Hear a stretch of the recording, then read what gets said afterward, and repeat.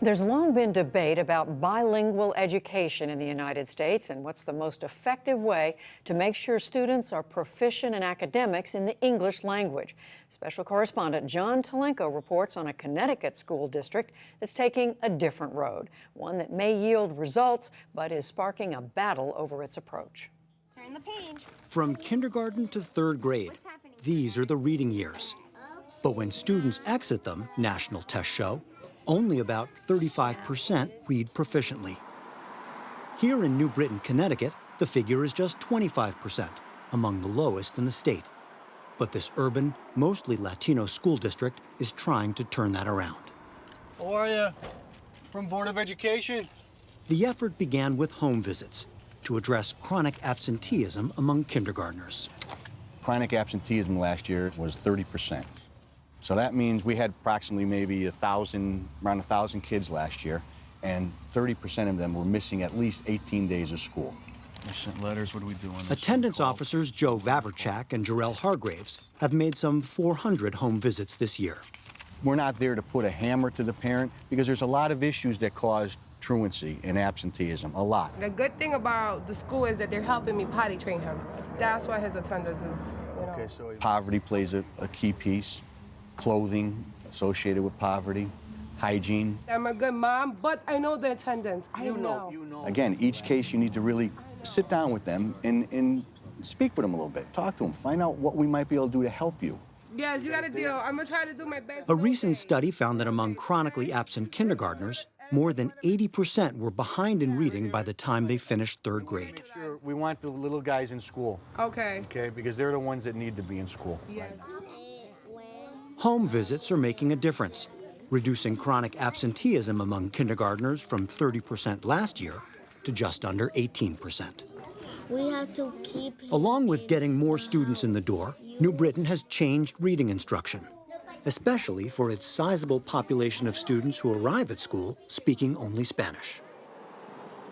Nearly all of them were sent here, K through 8th grade De Loreto School, where by design, half the students spoke Spanish and the other half English. Down in the woods, there was a tree. De Loreto's selling point was its dual language approach. Teachers here taught in Spanish one week, English the next, with the goal that all students would graduate fully bilingual. But test scores over several years showed De Loreto was struggling. 70% of all students and 85% of those learning to speak English were failing Connecticut's reading test. So last fall, New Britain replaced De Loreto's original dual language approach with something very different. The thing that we're going to talk about is verbs. To fly goes to flew. Now, Deirdre Falla's class of mostly Spanish-speaking second graders receives virtually all their instruction in English. To fight goes to fought. Like this lesson on conjugating irregular verbs. Each day includes 2 hours of intensive English grammar instruction. The idea is teach the foundation of English, the syntax rules. Okay, you're going to use subject plus a regular verb plus a finisher. The way that sentences form so that they can write correctly, and writing is really a springboard to reading.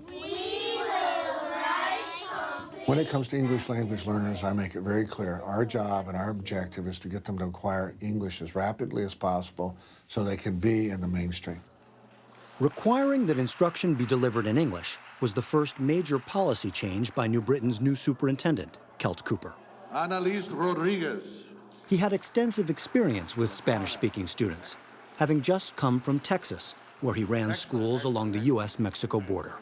For all of those years that they were struggling through language blocks, they're getting a fraction of what is being instructed. Our English development program is to teach them English as rapidly as possible so that they can get math, science, and social studies content as early as possible to 100%. But not everyone favors the district's emphasis on English only. The message, of course, is that you don't value the first language and the culture that goes with that. Aram Ayalon is a professor of education who serves on New Britain's school board.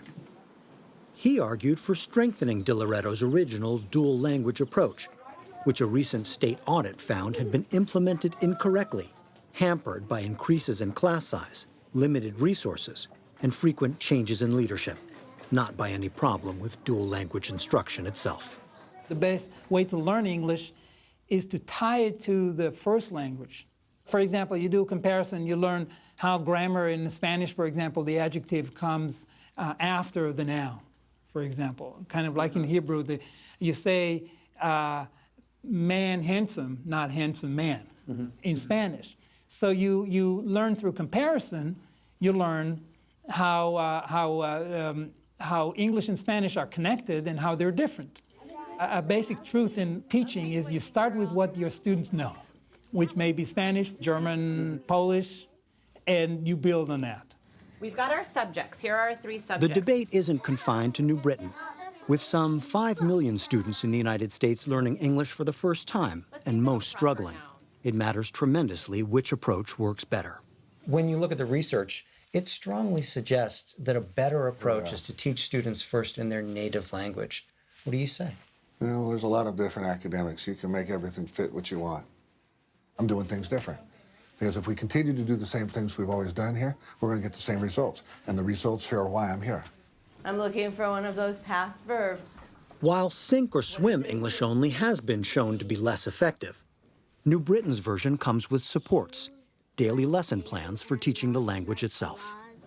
We're teaching English as a foreign language. It's a lot of different fun methods, sentence surgery, classic terms we use is sentence diagramming. What was with the writing on the desks? You're not supposed to write on the desk. Darn it, you're not supposed to tell people about that. They had to write a 14-word sentence using several adjectives to describe the noun. It's a great tool. But others see a fundamental flaw in the grammar-based approach. School board member Ahram Ayalon. You can do all the gimmicks you want, but grammar is not something that is meaningful to kids. Adults are better at that.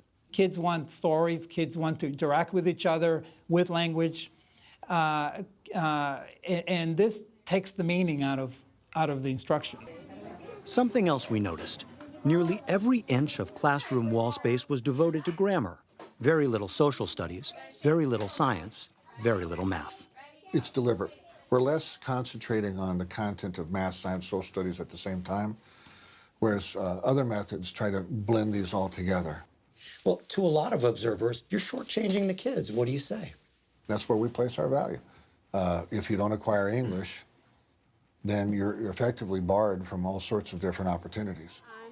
Though it had been less than a year, was the approach working? Boys and girls, I'm going to write some sentences on the board. I asked these second-grade English language learners to fix them. The kittens was cute. Young man in the back right over there. The was needs to change to were. Excellent. Next, a little harder. Yesterday, the dog Brown come to town. Talk to each other. Okay, Elian. Brown needs to go before dog. Because the adjectives come first. Okay. And come needs to be turned to came. And why is that? Because come is that you're coming right now. Yet if it was past, it needs to be came. That's exactly right. That's exactly right. The proof is in the pudding.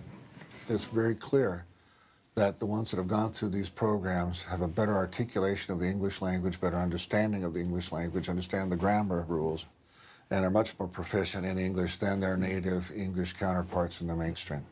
Cooper bases that on his own experience. He used this approach for 4 years in his former district in Texas. And in terms of English language learners who reached English proficiency, his district rose from nearly the bottom statewide to nearly the top. But that's not the whole story. In math and science, scores for English language learners fell by as much as 15% to levels below state targets, leading the district to abandon the program after Cooper left.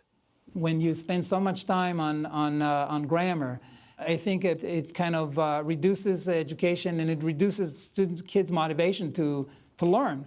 The bottom line is that it's doomed from the beginning. Yeah, I can go to the same people that say do it the same way and the same way, and I don't want to do the same way. I can still have kids not acquiring English and they're still not writing a sentence in proper English by the time they're a senior in high school, too. And the things can go on their merry way, just the way it is. And my job is to fix this and get this place out of the ditch.